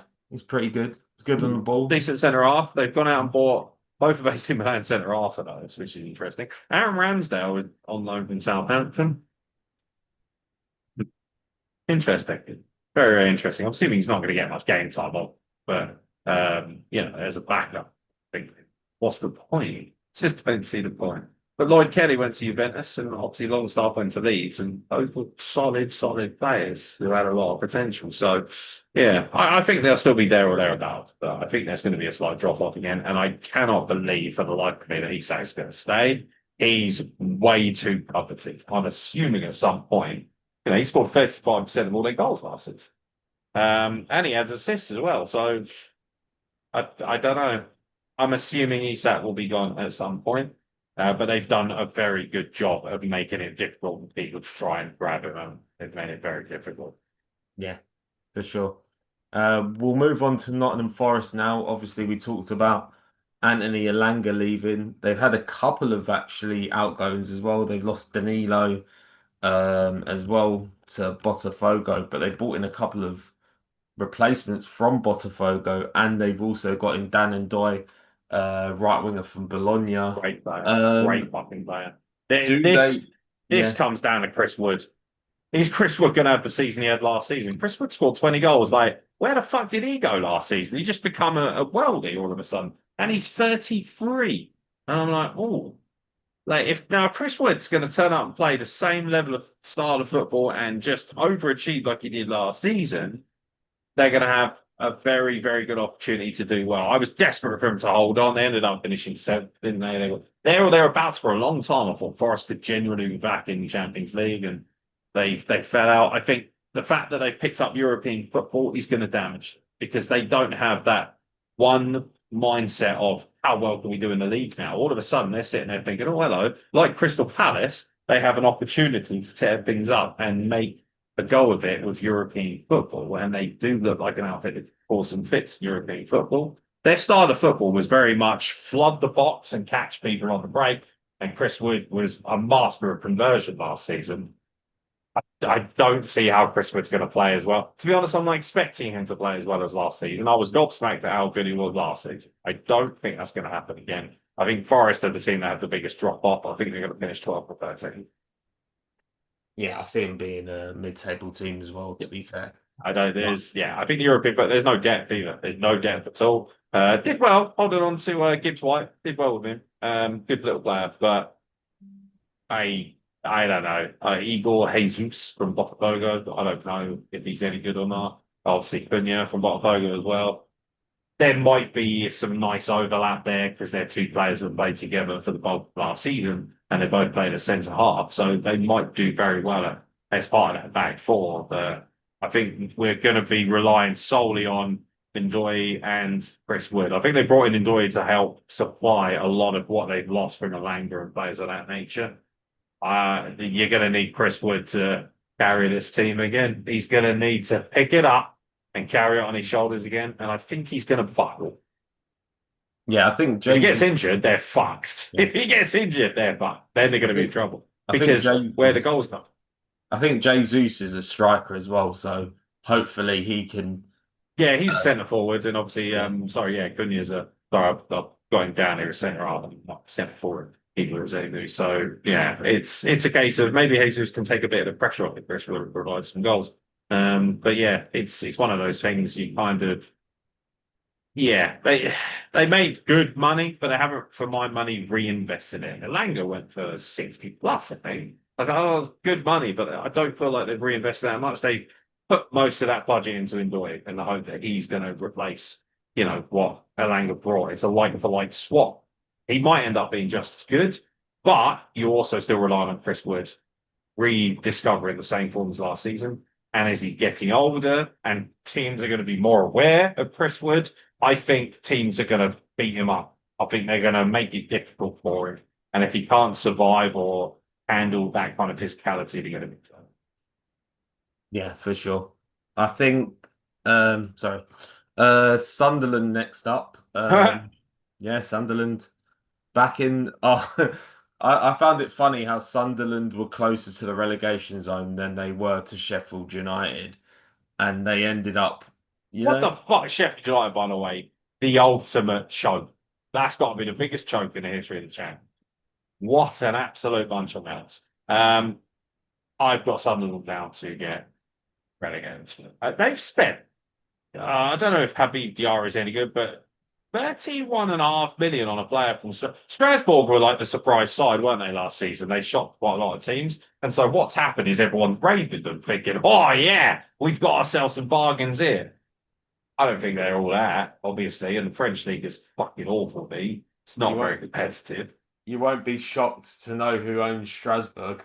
Who owns Strasbourg? Blue Co, the same people who own Chelsea. So Well, yeah, shock horror. Yeah, hey, money, money, money.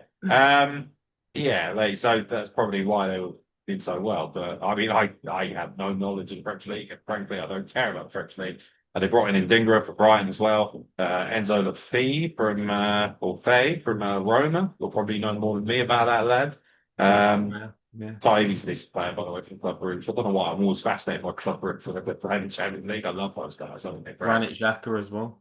If you ever Yeah, seen Granit him, Xhaka's a great pickup. I Hey, think he's so. still got some margin in him. The thing is, right, Mm. Sunderland have gone out and bought players where you think, oh, hello, we've got guys who are proven, guys who have won leagues in other, divisions, other countries, and things of that nature. But I'm looking at it and I'm thinking, yeah, nah, that is something, isn't it? I'm Yeah, sorry. I think they're going to get pumped. I think they're going to get bombed. yeah. I think if we're talking about that, I think it's the same situation as a Burnley, where you're looking at where are the goals coming from. Yeah, there's no proven goal scorers here whatsoever. None. Yeah, for And they sure. haven't invested in strikers either. If you look at this list of players, they're all midfielders, they're all wingers, no Yeah, strikers, none of them. yeah. Centre back, goalkeeper, Yeah, defensive left mid. back, defensive mids, like these are all Yeah, overwhelmingly like the one centre forward they brought in is the geezer from Chelsea on loan. yeah. And You. yeah, you. And I'm just like, well, he's a fucking pup anyway. So, and obviously the key out is losing Benning to Bridgeport. Not that Benning, by the way, but costs. But yeah, I just, it's unbelievable.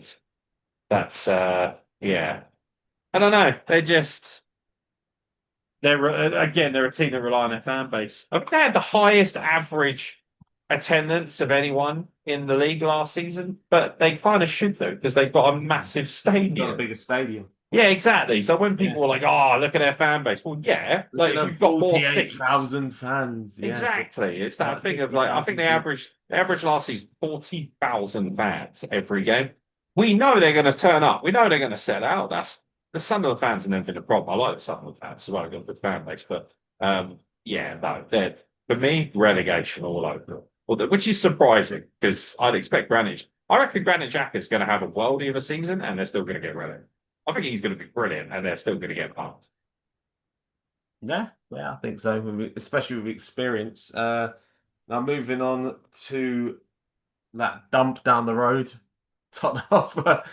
Tottenham Hotspur. Obviously, fantastic end to a terrible season.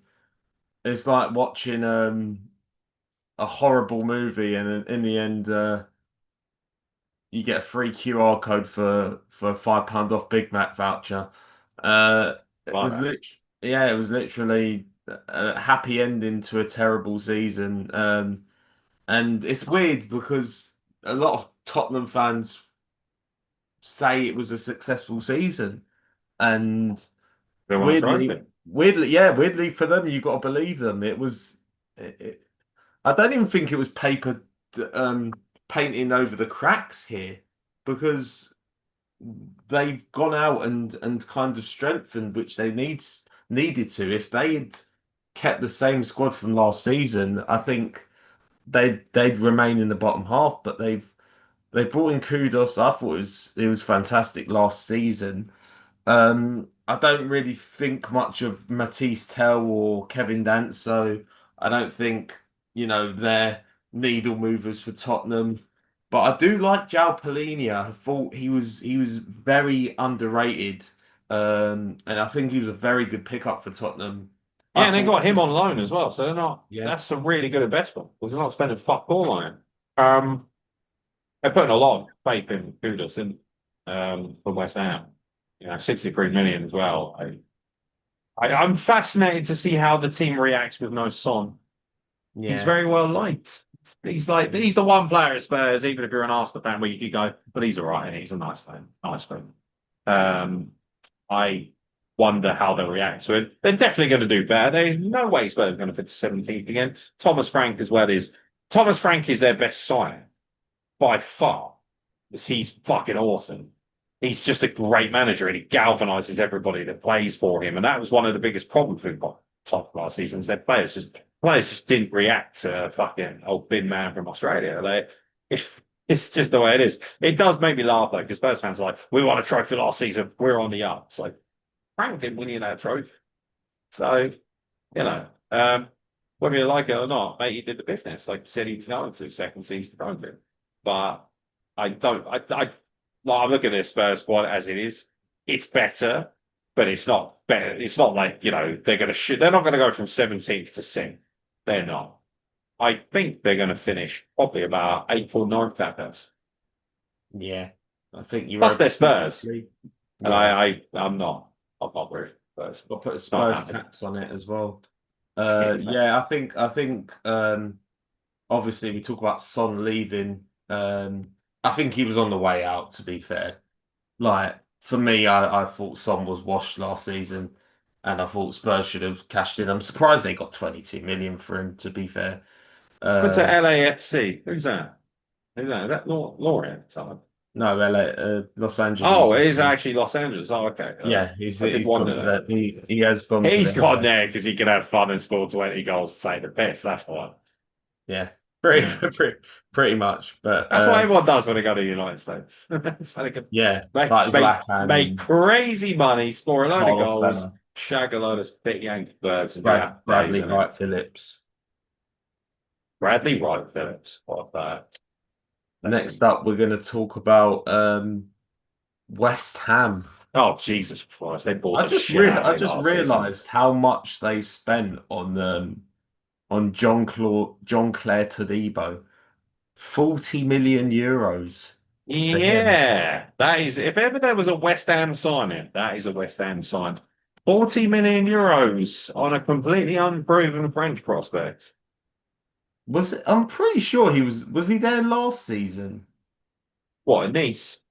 No, at West Ham. Oh, I have no idea, to be honest. I'm pretty sure he was at West Ham last season and he didn't really, They bought El make, Hadj Diouf, didn't they? Not that yeah, one. they apparently he comes very highly regarded, So he's not as angry as his other namesake. Fucking hell, that geezer was a no. No that was a spitting problematic geezer, wasn't it? no spitting this time. They'd have to put the Hannibal Lecter mask on him, but yeah, he's apparently very well regarded, very aggressive, um, likes to get a lot of assists as well. Mads Hermansen's a bit of a weird one as well. 20 million pound for a keeper. Areola's still there as well. I know Yeah, he's he's a great shot stopper. He's a much better yeah. athlete. I was surprised by I always raise an eyebrow when these teams, like, you're picking up a team, you're buying a goalkeeper from a team that got relegated. That being said, a lot of people said that about Pope, didn't they? Look at him. yeah, for Although he sure. was far more proven, admittedly, but, and also he's English, so forget about it. I'm very fascinated by it. I was sad to see Mark Henry leave. Really sad to see one. Love me to make out that time, yeah. Guys, contract expired. It's amazing, isn't it? Fabianski's contract expired, Danny Ings expired, Zuma's contract expired probably after yeeting someone's cat. Aaron Yeah, Cresswell went on a free. Kufal went on a free as well. But they made bank out of Kudus, and Spurs are obviously putting pretty much their entire season on him. for sure. Yeah, Yeah. yeah, fascinating. I think West Ham are going to be bang average, and right above the relegation line. 15th for me as Yeah, well. Yeah. boring thing. And we've come to the end. Our last team, Boys to men. Wolverhampton Wanderers. Oh, Jesus Christ. Most boring They've team in the league. they've They're weirdly spent fucking a lot of money. Yeah, but they're dull as fuck. I'm Yeah, sorry, they're just I think I so as well. I I, hate Wolves. I hate their style of football. They're fucking boring. My missus hates Everton and wants them to go down. I look the same way about Wolves. I never, whenever, like, perpetually, there's always a team that's last on match of the day. It's always Wolves, and with good reason. Like, they were 16th last season, and they were lucky that so many teams around them had an absolute howler of a season, because otherwise they might have been in more trouble. And I think they're definitely going to be in trouble here. They've lost their best players. Obviously, Nori's gone to Man City. Cunha's gone to Man United. Guedes has gone to fucking Real Sociedad. Whatever, fair enough. Um, Look at who they brought in. I don't think they've strengthened that much. Lopez from Celta Vigo. All right, cool. And then Arias from Fluminense. Yeah. he looked pretty good in the Club World Cup, to be fair. I Yeah, but it's think the Club World Cup, isn't it? yeah. I You thought he know? was a good pickup, to be So fair. it's like saying, Jokeris looked really good against Athletic, didn't he? But in the fucking Emirates Cup, does that mean anything? Not really. I don't put any stock in pre-season. The amount of times I saw Arsenal blitz the pre-season and then finish fifth was hilarious. Yeah, I hate to say this because Wolves fans are going to be like, that's big mean. I hope they get relegated because I'm sick of looking at them in the Premier League. Fucking Wolves, mate. Dull. Dull as dishwater. Sick of their yellow, their gold shirts. Yeah, sick of their shit, cute gold fucking kit. And Yeah, they got nice pissed off stadium. Molyneux. Yeah, like, Molyneux's decent stadium for what it is, but I'm just like, they're so dull. They also have a weird away end. I've never understood why the away end is at the side, all the way along the box. I've always found that a bit weird. I don't know why, it just annoys me. Yeah, nah, Wolves to get relegated. Finally, get out. Audio. All right, we're gonna wrap up with the last predictions. We're just gonna go for winners, Champions League. We'll go for four Champions League because obviously sometimes there's five. We'll go for winners, Champions League, and then relegated, Golden Boot, and then your player of the season and dark horse. Winner, I've got Chelsea winning the league. Chelsea winning the league. Top four is Chelsea, Liverpool, Man City, Arsenal. Top four. We got. I've got Liverpool, Arsenal, Man City, Chelsea as my top four. To get relegated, Wolves, Brentford, and Sunderland. I'm gonna go. Potentially Burnley. Burnley going to be there or thereabouts. I'm gonna go Sunderland, Burnley, and I think I said Leeds. So I have to So you stick that. basically all the teams that came out, you reckon Leeds are going back down as well, do you? I think Leeds will hang in there. My missus No, just I shot me think a Wolves. right even. I'm gonna go for Wolves now. I Oh, think he's backtracked. He's backtracked. Wolves, Pussy hole. Wolves, Burnley, and Sunderland for me. Yeah. Um, yeah, fucking yeah. Like I'm sticking with Brentford, Wolves, and Sun. I just yawn. I yawn, massive yawn, but with a sad tinge on my face because I like Granite Jack. Who you fucking what have we got? Dark Horse? Um, Tough one because they're all kind of there or thereabouts. I think. Oh, the Dark Horse is the toughest one for me to pick, if I'm being honest. Um, hmm. I'm going to say Fulham, just because they're the founder of the team. I think they're so inoffensive, people won't pay attention enough to them, and I think they're going to catch people by surprise again. I'm going to say Fulham. I'm gonna go for Everton. I Yeah, think, yeah, I think they've got a. I think I they've, rate Barry a lot. I yeah, really do rate Barry. Barry is my pick to be the most surprising player of this. I think he's going to have a bit of a well. I think they've got the most range in teams. I think maybe from ninth to maybe 15th. I think 16th. I think Everton, you know, if they can get off to a flyer and get that stadium rocking, get acclimatized early to it, I think they can have a good season. I think they can really have a good season. Fair enough. Well, what were the other predictions? Golden Boot and Player of the Season. Player of the season. Yeah, I mean, normally the Golden Boot would argue player of the season. Um,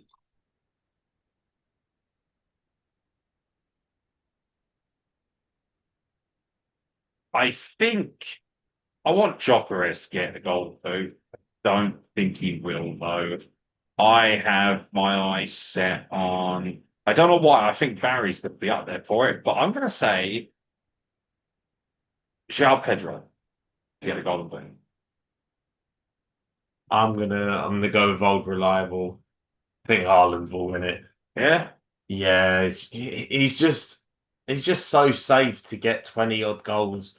I yeah, think pretty much. he's a safe bet, and I, he just scores in that City team. No one else really, scores for them. So I think he'll get top scorer, in my opinion. Interesting. Who you got for player of the season? I'm gonna go for Mo Salah again. Yeah, Backs, yeah. safe bet, innit? I think he's got one more season in him. I think. I think this is probably his last prolific season at Liverpool, and I think that's why they've got in like a Nketiah and Works as well, because they'll be the ones carrying the team into the future. Obviously, Isak, if he joins, it's looking likely. I don't think he'll play for Newcastle much longer.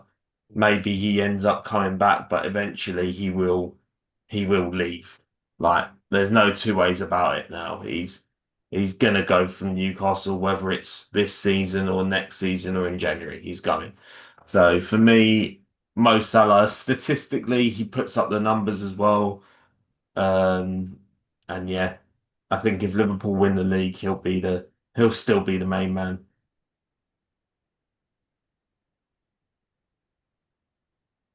I mean, player of the year, are we saying like just the all-round best player, not necessarily just the best goal scorer? Yeah, like the PFA, whoever wins the But in that PFA case, game. it is hard to look past Mike Salah. I think he's probably the pick. Him or Aaron Ramsey. Yeah. Can you imagine? Can you fucking imagine? Eyes are on Sesko. I've got eyes on Sesko. I think he's going to do very well. He might not just do. But I worry about. I tell you what, the player that stands out to me that I'm most excited to see, who I think will be the MVP of his team, will be Doyle. Not Florence. Yeah. Strong player. Yeah, I think we've got to look at there's a few players that I think we're gonna look back at and Yeah. kind of, you know, identify. I think Sesko is one. I think he's a Barry, player. definitely Barry. Yeah. Barry, Um, Zubimendi. Big fan of it. Big fan of this Barry kid. I'm really excited to see it. I really am hoping. I feel like it's got something for that. Even hope Granit Xhaka has a good season. I'm going to have my dinner now. I'm fucking hungry. Yeah. Thank God. But same thing. I think mine's downstairs. I Yeah, think it's legit. chippy. Yeah, Yeah. Hopefully you enjoyed it. Hopefully it was fucking long, wasn't it? Jesus Christ. it was. Next time I'm going to limit you to 2 minutes per team. Yeah, okay. Oh, yeah, now. Yeah. That was long. Yeah. So we'll wrap it up there. Thanks for watching. Yeah. Thanks for Nixie boy for coming on the show. My message It's been just a burnt off pleasure. camera. And they're mortified by the premise. But yeah, thank you very much for having Yeah. me, mate. Appreciate it. Yeah. Thank you guys, and we'll see you in the next one. All Goodbye. right. Bye. Lovely. Cool. I'll get that edited and said, well, I'll send the file out to you. Don't worry. Yeah. Happy days. All right, bro. I'm going to go Yeah. and eat because I'm fucking Yeah. hungry. Me Bye. too. See you soon.